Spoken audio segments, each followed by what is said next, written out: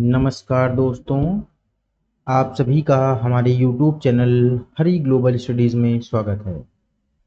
तो बिना किसी देरी के साथ आज की हमारी बाल विकास की क्लास, इसे फटाफट सवालों की श्रृंखला हम आपके सामने रखते हैं। तो उसकी शुरुआत करते हैं।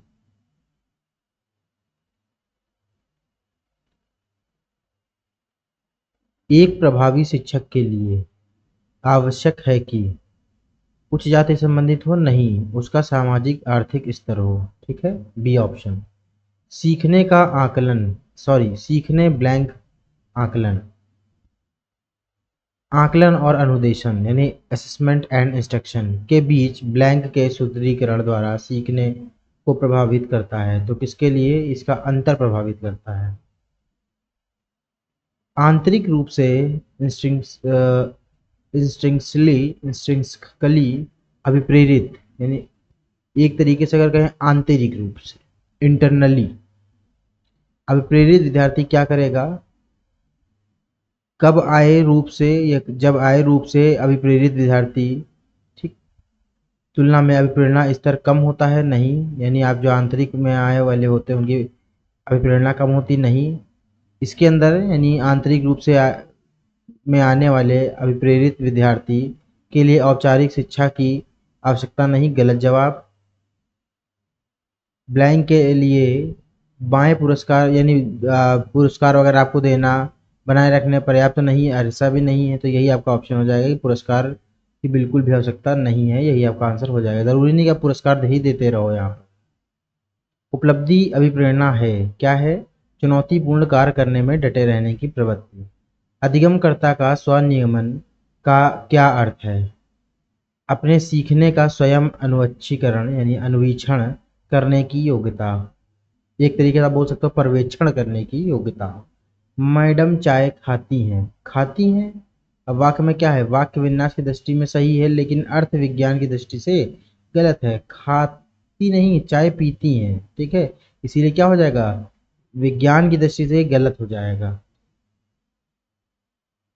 सीखने के सिद्धांतों के संदर्भ में इसका फोल्डिंग ब्लैंक की ओर संकेत करता है। तो सीखने में वयस्कों द्वारा अस्थायी सहयोग। एक विद्यार्थी कहता है उसका दादा आया है। एक शिक्षक के नाते आपकी प्रक्रिया होनी चाहिए, कैसी होनी चाहिए? अच्छा उसके दादाजी आए हैं, यही आपकी प्रक्रिया होनी चाहिए। उसका दादा आया है नहीं, अच्छा उसके दादाजी आए हैं। मिश्रित आयु वर्ग वाले विद्यार्थियों की कक्षा में व्यवहार वाले शिक्षक के लिए ब्लैंक का ज्ञान सर्वाधिक महत्वपूर्ण है। तो कैसा है? विकासात्मक अवस्था। एक अभिभावक वाले बच्चों को पढ़ाते समय शिक्षक को क्या करना चाहिए? इस तथ्य को अनदेखा करना चाहिए और ऐसे बच्चों के साथ अन्य बच्चों के समान व्यवहार करना चाहिए। निम्नलिखित में से कौन सा अधिकतम करने के लिए सर्वाधिक उचित है? अधिकतम करने यानी अपनी संज्ञानात्मक शैली के साथ साथ शिक्षार्थियों की संज्ञानात्मक शैली की पहचान करना। अधिकतम यानी यहाँ पे बात कर रहा है निम्नलिखित में कौन सा अधिगम करने के लिए सर्वाधिक उचित है। तो अधिगम करने के सर्वाधिक उचित आपको क्या है? यही आपका ऑप्शन अच्छा है, बेस्ट है। अतिरिक्त निम्नलिखित सीखने के रूप में आकलन को बढ़ावा देते हैं। तो क्या आकलन को बढ़ावा देते हैं? ये जितनी संभावना हो शिक्षार्थियों को लगातार परीक्षण लेना, यानी परीक्षण जितनी आप देते रहेंगे, ठीक, वो आपके लिए अधिगम में बहुत अच्छा रहता है शिक्षार्थी के लिए। जब एक बावर्ची खाना पकाते समय खाने को चखता है तो वह ब्लैंक के समान है। सीखने के लिए आकलन कर रहा है यानी बीच में ही चख रहा है, एक प्रकार से इसमें सही कर सकता है, यानी FA फॉर्मेटिव असेसमेंट यहाँ पर लग रहा है, इसलिए कौन सा आ जाएगा आपका? सीखने के लिए आकलन। संस्कृति तथा भाषिक रूप से विविध पूर्ण कक्षा में यह निश्चित करने से पहले की शिक्षार्थी विशिष्ट शिक्षा वर्ग में आता है या नहीं, एक शिक्षक को क्या करना चाहिए? तो अक्षमता स्थापित करने से पहले विद्यार्थी को की मातृभाषा का मूल्यांकन करना चाहिए। निम्नलिखित में से ब्लैंक अतिरिक्त सभी के कारण अधिगम अक्षमता उत्पन्न हो सकती है। तो शिक्षक की शिक्षण शैली के द्वारा, इसके द्वारा नहीं उत्पन्न होगी समस्याएं। जन्म से पहले माँ द्वारा मदिरा सेवन होगी, मंदबुद्धि, शैशव काल में समय दिमागी बुखार होगी समस्या। CBSE शिक्षार्थियों के लिए व्यक्तिगत गतिविधियों के स्थान पर सामूहिक गतिविधियों की संतुष्टि करती है। ऐसा करने के पीछे विचार हो सकता है तो प्रतिस्पर्धा के प्रति नकारात्मक संवेगात्मक प्रक्रियाओं से उभरना जो संपूर्ण अधिगम पर आमंत्रित हो सकती है। बच्चे फिल्मों में दिखाए गए हिंसात्मक व्यवहार को सीख सकते हैं। यह निष्कर्ष ने लिखित में से किस वैज्ञानिक द्वारा किए गए कार्य पर आधारित हो सकता है? तो ये किसने दिया था? अल्बर्ट बंडूरा ने बोला। ब्लैंक के अतिरिक्त तथ्य संकेत करते हैं कि सामाजिक रूप से समायोजित है। तो किसकी बात करता है? हम उम्र के लोग होते हैं, यानी साथ के लोग होते हैं, साथियों के साथ प्रतियोगिता पर दृढ़ता पूर्वक केंद्रित करना, यही आपको क्या रहेगा। इसके अतिरिक्त बाकी जो संकेत करते हैं सामाजिक रूप से समायोजित हैं। साथियों के साथ मधुर संबंध सही है। चुनौती पूर्ण कार्य पर ध्यान केंद्रित सही है। क्रोध बाहर से दोनों को प्रभावी रूप से प्रतिबंधित करना बिल्कुल सही है। निम्न में से कौन सा कथन बच्चे के विकास में परिवेश की भूमिका का समर्थन करता है? तो पिछले कुछ दशकों में बुद्धि लब्धि का परीक्षण में शिक्षार्थियों के दर्शन में लगातार वृद्धि हुई है। शिक्षिका दो एक समान गिलासों को प्रदर्शित करती है जो जूस की समान मात्रा में भरे हुए हैं। वह उन दो भिन्न इलाकों में खाली करती है। सो खाली कर दिया। इसमें से एक लंबा और एक दूसरा चौड़ा गिलास है। वह बच्चों को उस ग्लास की पहचान करने के लिए कहती है जिसमें जूस ज़्यादा है। बच्चे प्रत्युत्तर देते हुए लंबे गिलास में जूस ज़्यादा है। देखिए जो लंबा गिलास था वो मान लिया पतला गिलास है, एक प्रकार का पतला गिलास है ऐसा, और जो मोटा ग्लास है वो कैसा है? छोटा है। ठीक, ऐसा कर सकते हैं कुछ है।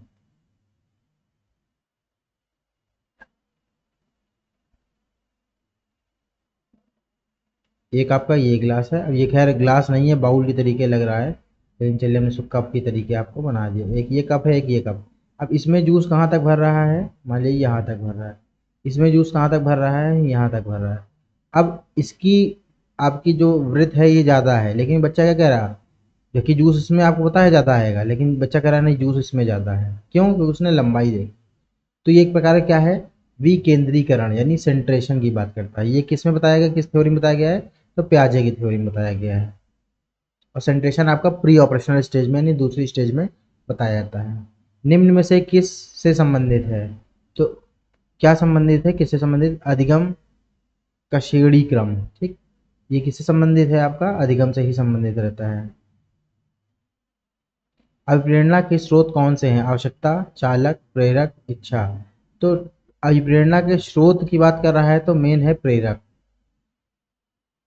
व्यवहार में आने वाले स्थान परिवर्तन जो अभ्यास के कारण होते हैं को कहा जाता है, क्या कहा जाता है? सीखना। मैस्लो के अभिप्रेरणा सिद्धांत को क्या कहा जाता है? तो आवश्यकता का सिद्धांत बोलते हैं। प्रतिक्रिया सिद्धांत का प्रतिपादन ब्लैंक का प्रयोग या पर प्रयोग करके किया गया था। किस पर किया गया था? प्रतिक्रिया का कुत्ते पर किया गया था, यानी किसने किया था? पावलोव ने। सीखने के वक्र सीखने की प्रगति के सूचक होते हैं। ठीक है, जो आप वक्र देखते हो, जैसे हिमालय वक्र ऐसे जा रहा है, फिर उन्नत उदर नत उदर, ये जब पढ़ते हो इस प्रकार के जो वक्र जाते हैं, ठीक है, ये हिमालय सीक्वेंस जैसे लीनियर जा रहा है, ये वक्र में आते हैं आपके। अध्यापन के समय अध्यापक को निम्नलिखित में से किसका सर्वाधिक ध्यान रखना चाहिए? तो व्यक्तित्व का ध्यान रखना चाहिए। निम्न में से कौन अधिगमकर्ता से अधिक क्षमता प्रदान करता है? तो सृजनशीलता के बाद प्रदान करता है। निम्नलिखित में से मरण करने की कौन सी विधि है? मरण करने की ए और बी दोनों कौन कौन सी? विचार साहचर्य विधि और मिश्रित विधि। मरण नहीं होगा, स्मरण होगा।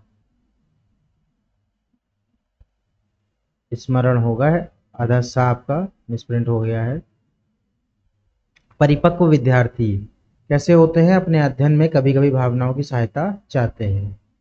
बहु शिक्षण शास्त्री देखिए बाकी सभी से बेहतर है। अगर आप देखना चाहे देख सकते हैं, कठिन परिस्थितियों में भी अध्ययन में विचलित नहीं होते, तो ऐसा तो नहीं है। इन बात में विश्वास करते हैं कि उनके अध्ययन में भावनाओं का कोई स्थान नहीं, ऐसा भी नहीं है। अपनी बौद्धिकता के साथ अपने सभी प्रकार के बंधुओं का शीघ्र समाधान कर लेते हैं, तो ऐसा भी नहीं है। डी ऑप्शन ही सही है।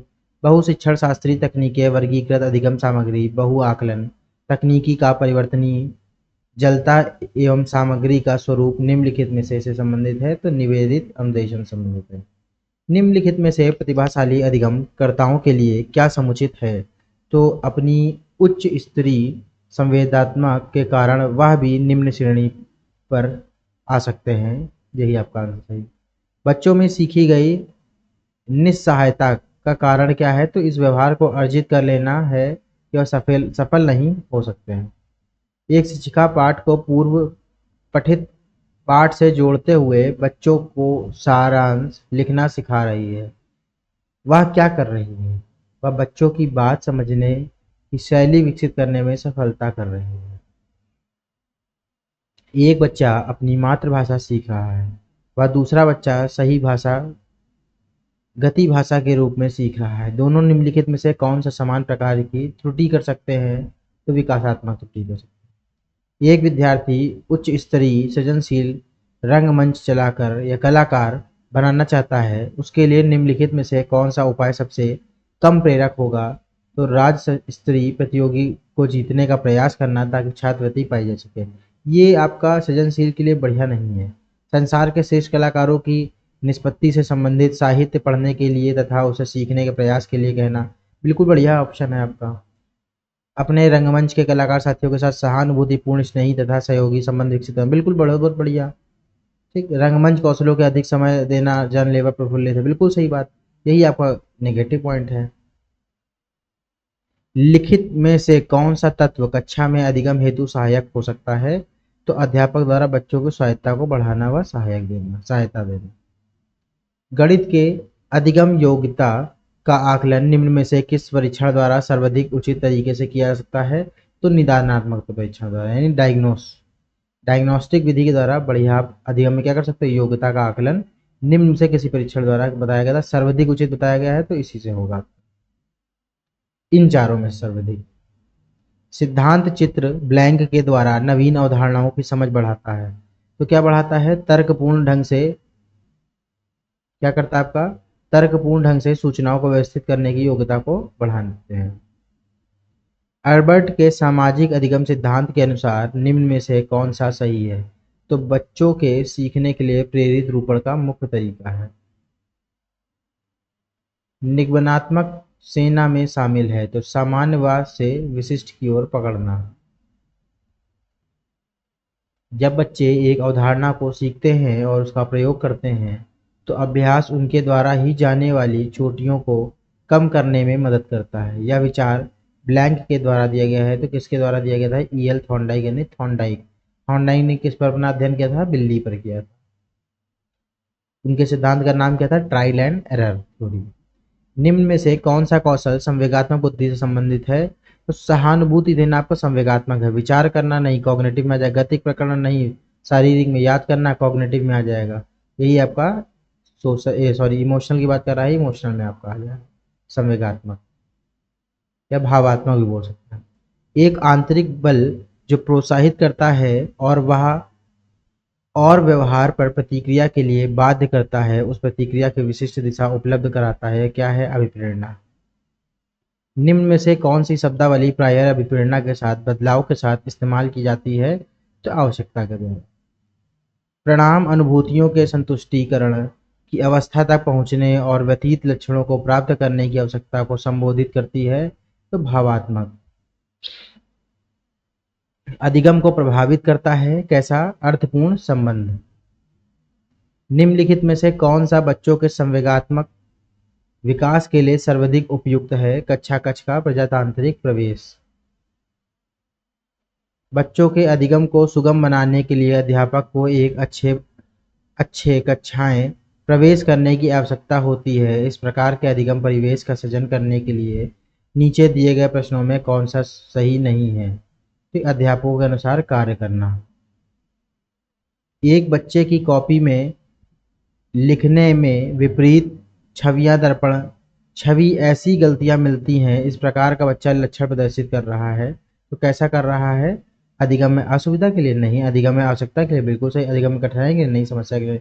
ये आप सारे हटा देंगे तो कौन सा हो जाएगा आपका आंसर? आवश्यकता के लिए। अधिगम अनुभव को इस प्रकार से आयोजित किया जाना चाहिए जिससे अधिगम को सार्थक बनाए ना जा सके। नीचे दिए गए अधिगम अनुभव में से कौन सा बच्चे के लिए सार्थक अधिगम को सुगम नहीं बनाता है? तो विषय वस्तु को केवल याद करने के आधार पर पुनरावृत्ति। विद्यार्थियों को स्वच्छता के लिए प्रेरित करने हेतु उन्हें स्वच्छता समिति का सदस्य बनाना प्रतिबंधित करता है, क्योंकि प्रेरणा की सामाजिक सांस्कृतिक संकल्पनाएं होती हैं। अध्यापिका ने ध्यान दिया कि पुष्पा अपने आप किसी एक समस्या का समाधान नहीं कर सकती, फिर भी वह एक वयस्क या साथी के मार्गदर्शन की उपस्थिति में ऐसा करती है। इस मार्गदर्शन को क्या कहते हैं? सहारा देना कहते हैं, यानी स्कैफोल्डिंग, यानी टेम्परेरी हेल्प। स्कैफोल्डिंग शब्द किसने दिया था? जेरोम ब्रूनर ने दिया, लेकिन इसका प्रयोग किसने किया था? वाइगोस्की ने किया था अपने सिद्धांत में। अधिगम में आकलन के लिए किसके लिए आवश्यकता होता है? तो ग्रेड के लिए नहीं, जांच परीक्षण के नहीं, प्रेरणा के लिए। कोई भी नाराज हो सकता है या आसान है, परंतु सही व्यक्ति के ऊपर सही मात्रा में सही समय पर सही उद्देश्य के लिए तथा सही तरीके से नाराज होना आसान नहीं है। यह संबंधित है संवेगात्मक विकास। प्याजे के सिद्धांत के अनुसार निम्नलिखित में से कौन सा व्यक्ति के संज्ञानात्मक विकास को प्रभावित नहीं करेगा? तो सामाजिक अनुभव को प्रभावित नहीं करेगा। अधिगम योग्यता वाले बच्चों की प्रगति का निरीक्षण करने के लिए निम्नलिखित में से कौन सा पद्धति सबसे उपयुक्त है? संस्कृत व्यवहार परक अवलोकन। अधिगम योग्यता वाले शिक्षार्थियों द्वारा एक पूर्ण और उत्पादक जीवन जीने के अवसरों को बढ़ाने का सबसे सही तरीका क्या है? तो विविध कौशलों और युक्तियों का शिक्षण करें या करना, जिसे सभी संदर्भ में लागू किया जा सकता है। वाइगोस्की के सामाजिक सांस्कृतिक सिद्धांत के अनुसार संस्कृति और भाषा विकास के महत्वपूर्ण भूमिका निभाने की बात करते हैं।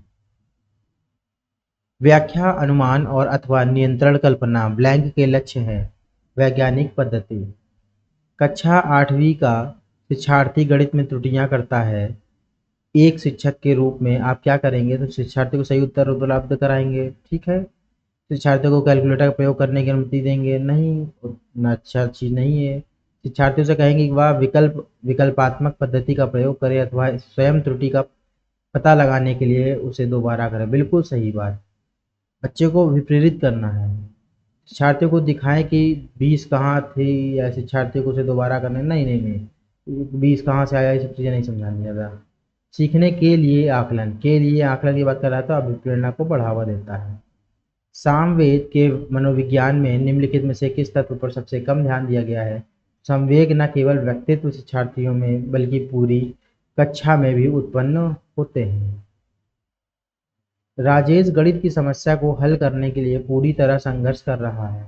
उसका आंतरिक बल जो उसे उस समय को पूरी तरह से हल करने के लिए विवश करता है, ब्लैंक के रूप में जाना जाता है। तो कैसा है? प्रेरक है। अभिप्रेरणा चक्र से के संबंध में निम्नलिखित में से कौन सा सही क्रम है? तो वह कौन सा है? आवश्यकता, प्रबल प्रेरणा, उत्तेजना, दक्षिणमुखी व्यवहार, उपलब्धि, उत्तेजना में कमी। यानी पहले आपको नीड होगी, ठीक है, आपको फिर क्या होगा? प्रबल होगा, यानी ड्राइव होगा आपका। भाई आवश्यकता अगर आपको कोई चीज़ की होगी, फिर आपके अंदर क्या आएगा? प्रबल प्रेरणा की, हमको इसको पाना। जैसे एग्जाम्पल ले लीजिए, अभी आप जो लोग नौकरी कर रहे हैं, ऑलरेडी गवर्नमेंट टीचर हैं, जो यूपी टेट खाली पास करने के लिए कर रहे हैं, तो उनके अंदर एक क्या है? उनकी आवश्यकता है कि उनको यूपी टेट पास करना है। अभी उनके अंदर एक प्रबल प्रेरणा चल रही। क्यों चल रही? क्योंकि जून में आपका पेपर लगा, जुलाई में आपका पेपर लगा हुआ है। अब एक महीना भी अगर देखा जाए पूरी तरीके से तो नहीं बचा, ठीक, 25 ही दिन बचे हैं आपके, 25-26 दिन। अब वहाँ पे आप देख रहे हो तो क्या है? उत्तेजना आएगी, फिर उत्तेजना होगा, प्रबल प्रेरणा होगी, फिर उत्तेजना आएगा, फिर दक्षिण मुखी व्यवहार, आप हर तरीके व्यवहार करोगे अपने एक तरीके से एम को पाने के लिए, अपने नंबर बढ़ाने के लिए हर तरीके से पढ़ेंगे। फिर आपको उपलब्धि मिल जाएगी, आप पास हो जाओगे, ठीक। फिर क्या हो जाएगा? उत्तेजना में कमी हो जाएगी। फिर क्या आप उतनी बढ़िया ईमानदारी से पढ़ोगे? या सीटेट अगर आपका एक बार यूपी टेट निकल गया, आप सीटेट के लिए इतना बढ़िया तरीके से पढ़ोगे? नहीं पढ़ोगे, क्योंकि यूपी में तो मेन यूपी टेट बहुत पर्याप्त है, ठीक है। सीटेट तो सेंट्रल लेवल के लिए हो सकता है। मैं भी आपने देखिए, सीटेट तो खैर यूपी टेट में भी आपका काम करेगा, लेकिन ये दिमाग में रहता है ना कि अरे अब तो यूपी टेट तो एकदम मेन यूपी के लिए ही है। सीटेट में तो चलो कल को कभी सरकार ही कोई नया नाम चला देगी, नहीं यूपी टेट ही होना चाहिए, तो हमारी सरकार है, कुछ भी कर सकती है, ठीक। क्योंकि उनको नौकरी पैसा तो देना नहीं है, उनको खाली पैसा लेना है लोगों से, 2-2 हज़ार के फॉर्म भरवाने हैं, बेवजह के टेट पेट यही नौटंकी चला करते हमारे सरकार की। खैर अब मैं क्या कहूँ, अब वो फ्रस्ट्रेशन मैं सरकार वाला यहाँ पे क्लास में नहीं निकालना चाहता हूँ, लेकिन मैं यही एक कहना चाहता हूँ बात, कि जैसे कि एक टीचर बनने के लिए या एक छोटा सा चौकीदार बनने के लिए आपको इतने टेस्ट से गुजरना पड़ता है, लेकिन देश चलाने के लिए कोई टेट पैट सी टेट किसी की ज़रूरत नहीं। सिर्फ और सिर्फ आप ऐसे इंसान हो जिसके ऊपर खूब सारे केस लगे हों, आपका बैकग्राउंड खराब हो, आप देश संभालने के लिए आ सकते हैं, गद्दी पे बैठ सकते हैं। तो ये हमारे यहाँ की योग्यताएं हैं। तो क्या करेंगे भाई, देश में क्या ही होगा जब शिक्षा मित्र जो सॉरी शिक्षा मित्र मैं बता रहा हूँ, जो हमारे प्रधानमंत्री, अगर आप देखो मुख्यमंत्री या कह लो शिक्षा मंत्री, सब अनपढ़ ही बैठे हैं, तो शिक्षा की तरफ जोर कौन देगा। खैर छोड़िए। अभी कभी हमारे प्रधानमंत्री मेलोडी खिलाते हैं, कभी आम खिलाते हैं, मतलब कुछ भी चल रहा है इस देश में। शोभा नहीं देता है ना, लेकिन क्या किया जाए। बेचूरा नहीं बंडूरा है। बंडूरा के सामाजिक अवलोकन पर आधारित अधिगम सिद्धांत में निम्नलिखित में से कौन सी प्रक्रिया होती है। तो कौन सी होती है, अतिधारण होता है। ठीक है। एक अध्यापिका या सुनिश्चित करना चाहती है, बार बार रिपीट हो गया, कि विद्यार्थी आंतरिक रूप से अभिप्रेरित है यानी प्रेरित है। इस संदर्भ में वे क्या करेगी, तो अंतिम परिणाम पर ध्यान देगी कि जो वजह है व्यक्तिगत रूप से बच्चों को अधिगम को प्रक्रिया पर ध्यान देना है। ठीक है, मेन आपका फोकस क्या है, बच्चों के अधिगम पे हमें ध्यान देना है। निम्नलिखित में से कौन सा कथन सबसे बेहतर ढंग से वर्णन करता है कि कक्षा में बच्चों से प्रश्न पूछने के लिए प्रोत्साहित करना चाहिए। तो प्रिया के द्वारा अधिगम को आगे बढ़ाते हैं। जैसे बच्चों को अपनी भाषा कौशल के अभ्यास की आवश्यकता होती है। ठीक है, जिन चीज़ों के बारे में नहीं जानते उनके बारे में विचार करना या कर रहे हैं, उन्हें महसूस करवाया जा सकता है कि उनसे बुद्धि की कमी ना आना। ना, बिल्कुल गलत बात। बच्चों की जिज्ञासा को बढ़ाते हैं, बिल्कुल बढ़ाते हैं, लेकिन यह बात कर रहा है कथन बेहतर ढंग से वर्णन करता है कि बच्चा में बच्चा से प्रश्न पूछने के लिए प्रोत्साहित करना चाहिए। तो प्रिया के द्वारा अधिगम को आगे बढ़ाना है। भाई प्रिया क्या है, यहाँ पे सवाल पूछ रही है तो उनको अधिगम को आगे बढ़ाना है। निम्नलिखित कथनों में से कौन सा हवाई, अरे भाई कितना गलत हो गया स्टूडेंट। वाइगोस्की है, वाइगोस्की के द्वारा प्रसंगित विकास तथा अधिगम के बीच संबंध और सवेश संवेश संवेग होगा, सर्वेश नहीं है, सर्वेश आ गया यहाँ पे, संवेग होगा, संवेग रूप से सार प्रस्तुत करते। तो क्या है, विकास प्रक्रिया अधिगम प्रक्रिया से पीछे रह जाती है। इस चीज़ों के लिए मैं आपसे माफ़ी मांगता हूँ कि जो इतनी गलतियाँ हैं, तो मैं प्रयास यही करूँगा। अब तो खैर ये 400 क्वेश्चन आपके यहाँ पर हो जाएंगे। इसके बाद मैं आपको कम से कम 800 क्वेश्चंस और कराऊंगा। उसमें टेंशन मत लीजिएगा, मिस प्रिंट नहीं होगा। मैं पहले उसको प्रॉपर देख लूँगा, या उसमें एडिट करने की जरूरत पड़ेगी तो एडिट कर दूंगा पहले से ही, ताकि आपको कोई प्रॉब्लम ना हो पढ़ने में उनको, क्योंकि गलतियाँ हो ही जाती हैं, इंसान से ही गलतियाँ होती हैं। तो जैसे कि मैं उसको एडिट कर मतलब 800 जो मैं 800 में क्वेश्चन कराऊंगा, वो आपके सॉल्व क्वेश्चन होंगे। सॉल्व क्वेश्चन का मतलब जैसे आप ये सॉल्व क्वेश्चन देख रहे हैं, आपको आंसर लगभग उसमें भी आपको वही आंसर दिखेंगे। उसके बाद जो हम लास्ट में आपके लिए एक बढ़िया सी 10 डेज की सीरीज लाएंगे लास्ट डे में, जिसमें आपको हम अनसॉल्व क्वेश्चन कराएंगे। और कम से कम प्रयास मेरा रहेगा ये 400 जो क्वेश्चन होगा, इसके अलावा 800 क्वेश्चन कराने के बाद भी हम कम से कम 500 to 700 क्वेश्चंस आपको करा दें जो कि अनसॉल्व रहेंगे। तो लगभग आपके सीडीपी के 2000 प्लस क्वेश्चन हो जाएंगे, जिसमें से आपको बहुत बढ़िया एकदम 30 out of 30 नंबर आपके बनने लगेंगे। और अगर आपको किसी प्रकार से थ्योरी में प्रॉब्लम आती है तो उसके लिए आप हमारी क्लासेस पे जा सकते हैं। और बहुत ज़्यादा मैंने लंबी क्लासेस नहीं बनाई है, जितना शॉर्ट में हो सकता है और जितना डेप्थ में हो सकता है मैंने आपको बताया है, ताकि वो आपके हर एक एग्ज़ाम में इम्पॉर्टेंट होगा। ऐसा नहीं कि यूपी टेट के लिए ही मैंने फोकस किया है, या आप किसी भी तरीके का टेट हो, चाहे आप केवीएस, देखिए अगर जैसे मैंने आपसे बोला थ्योरी है, जिस समय मैंने रिसेंटली अपलोड करी है जैसे आपको बताया शॉर्ट में कि ब्रो की थ्योरी। ठीक है, यूरी ब्रॉन फ्रेंड ब्रेनर थे जिनका नाम हमने शॉर्ट में ब्रो रख दिया, तो उनकी एक थ्योरी थी इकोलॉजिकल सिस्टम थ्योरी। तो वो सभी टेट में या सभी के चाहे केवीएस हो चाहे DSSS भी हो, ऑल इंडियन जितने भी टीचिंग एग्जाम है, अगर उसमें वो थ्योरी आ रही तो थ्योरी वो सेम रहेगी, थ्योरी में कोई चेंजमेंट नहीं है। ऐसा नहीं कि वो सिर्फ यूपी टेट के लिए, और मैंने एकदम उसको डेप्थ में पढ़ाया विद क्वेश्चन आंसर, तो आप उसको देख सकते हैं। तो इसलिए अगर आपको कोई दिक्कत आती है थ्योरी से रिलेटेड, तो आप मेरी क्लास को फॉलो कर सकते हैं डेप्थ में समझने के लिए। बाकी आप इन क्वेश्चन से भी काफ़ी हद तक आपके नंबर बढ़िया आ जाएंगे। एक विद्यार्थी एक प्रकरण के मुख्य बिंदुओं को रेखांकित करती है, उसका एक दर्शनात्मक प्रस्तुतिकरण बढ़ाती है और प्रकरण की समाप्ति पर अपने दिमाग में उत्पन्न होने वाले प्रश्नों में प्रस्तुत करती है।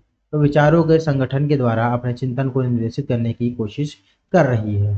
निम्नलिखित कथनों में से आप क्या या किससे सहमत होंगे? तो अधिगम एक सामाजिक सांस्कृतिक परिवेश में घटित होता है। अधिगम पूर्ण रूप से भवन ना अधिगम तब तक घटित नहीं है जब वो हो सकता नहीं हो सकता जब तक कि इसका अंकों के रूप में ना ना ना आकलन की बात नहीं। अधिगम केवल बात आ गई, बात खत्म हो गई। निम्नलिखित में से कौन सा तरीका अध्यापिका के द्वारा एक सृजनात्मक बच्चों की पहचान करने के लिए सर्वाधिक उपयुक्त होगा? तो मानकीकृत बुद्धि परीक्षण को देना। विद्यार्थियों की गलतियों उनके चिंतन में अंतर्दृष्टि या उपलब्ध कराती है। तो क्या उपलब्ध कराती है? सभी। अब सभी में क्या क्या आएगा? विद्यार्थियों की गलतियां उनके चिंतन की अंतर्दृष्टि का उपलब्ध। अच्छा, क्वेश्चन ये है, उच्च प्राथमिक विद्यालय के गणित अध्यापिका के रूप में विश्वास करती है कि विद्यार्थियों को गलती उनके चिंतन के अंतर द्वारा दृष्टि द्वारा उपलब्ध कराती है। विद्यार्थियों को कार्य विधि ज्ञान का जानने की आवश्यकता होती है, चाहे वे ना ना ना अरे उपयुक्त सभी नहीं होगा भाई, ए ऑप्शन होगा आपका आंसर सही, यही सही होगा। एक बच्चे को सहारा देने की मात्रा एवं प्रकार में परिवर्तन इस बात पर निर्भर करता है कि अध्यापिका की मनोदशा। इस पर फोकस करें कि अध्यापिका की मनोदशा। इन कथनों में से आप किससे सहमत होंगे?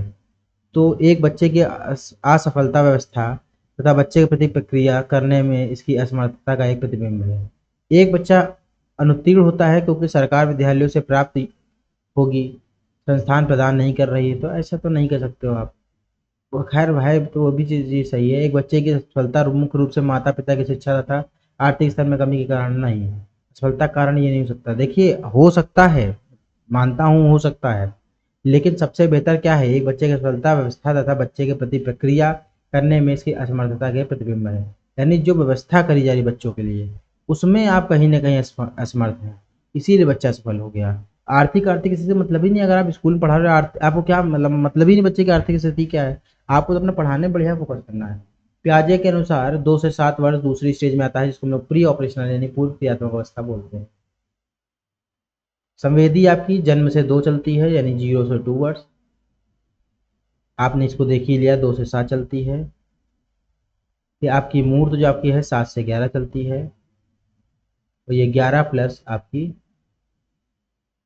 फॉर्मल चलती है, यानी औपचारिक क्रियात्मक। निम्नलिखित में से कौन सृजनात्मकता से संबंधित है? तो अब सारी चिंतन की बात होता है, अभी सारी नहीं, संवेग चिंतन नहीं, हम वतन नहीं। सुरेश समान रूप से एक शाम से कमरे में अकेले पढ़ना चाहता है, जबकि मदन समूह में अपने मित्रों के साथ पढ़ना चाहता है, साथ करना चाहता है। यह उनमें से भिन्नता का कारण है। कैसे भिन्नता है? अधिगम शैलियों में भिन्नता है। किसी को साथ में पढ़ के बैठना है ग्रुप में, किसी को बैठ के नहीं पढ़ना है। जैसे इसको बोलते हैं सॉलिटरी। सॉलिटरी में क्या होता है? जो लोग सिंगल पढ़ना चाहते हैं उनको सॉलिटरी में, ग्रुप स्टडी की बात करते हैं। बच्चे किस प्रकार से सीखते हैं? नीचे दिए गए पदों में निम्न में से कौन सा विशेष में से सही नहीं है? तो बच्चे केवल कक्षा में सीखते हैं, यही आपका गलत हो जाएगा, बाकी आपके सब अच्छे हो जाएंगे, बेस्ट हो जाएंगे। प्राथमिक विद्यालय शिक्षक को अपने शिक्षार्थियों को भी प्रेरित करने के लिए निम्नलिखित किस रणनीति को अपनाना चाहिए? तो बच्चों को उनकी रचनाओं के अनुसार अपने लक्ष्य निर्धारित करने और उन्हें पाने में उद्यम सहायता करना। थोड़ा तेजी से चल रहा है क्योंकि टाइम ज़्यादा आपका लग रहा है। बच्चों को समूह बना कर देना एक प्रभावी शिक्षण रणनीति है, क्योंकि सीखने की प्रक्रिया में बच्चे एक दूसरे से सीखते हैं और परस्पर सहायता भी करते हैं। जैसे अगर आप मान लीजिए इंग्लिश स्पीकिंग सीख रहे हैं, तो अगर आप ग्रुप में सीखोगे ज़्यादा बेहतर है। जब शिक्षार्थियों को समूह में किसी समस्या पर चर्चा का अवसर दिया जाता है, तब उसके सीखने का वक्त कैसा होता है? बेहतर होता है। निम्नलिखित में से कौन सा एक आधारभूत सहायता का उदाहरण है? तो अनुमोदन और संकेत देना तथा नाचों के ऊपर प्रश्न पूछना। अच्छा, नाच के ऊपर प्रश्न पूछना आधारभूत सहायता है। डांस की बात चल रहा है। शिक्षार्थियों को प्रेरित करने वाले भाषण देना नहीं, भाषण प्रश्न पूछने में बढ़ावा दिए बिना स्पष्टीकरण नहीं, मूर्त और अमूर्त दोनों प्रकार के उपहार देना नहीं, अनुमोदन और संकेत देना तथा नाच के ऊपर प्रश्न पूछना। या किसी भी एक टॉपिक ले लो, जरूरी नहीं नाच के ऊपर, किसी भी आप पूछ सकते हो, यही आपको सही। सीखना कैसा है? सीखने वाली संवेग है, उसे प्रभावित करते हैं।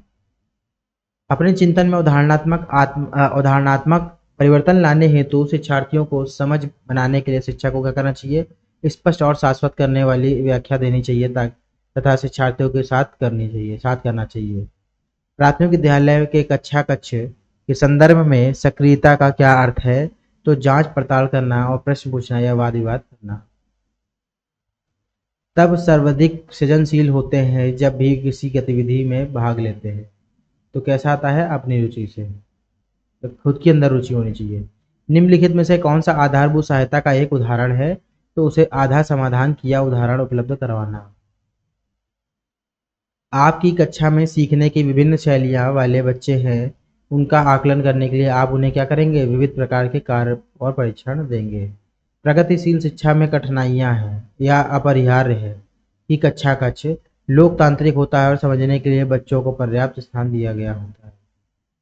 शिक्षार्थियों में बहुत विभिन्न विधाएं होती हैं, इनमें से के किन के लिए किसके लिए या किन के लिए शिक्षकों को संवेदनशील होना आवश्यक होता है।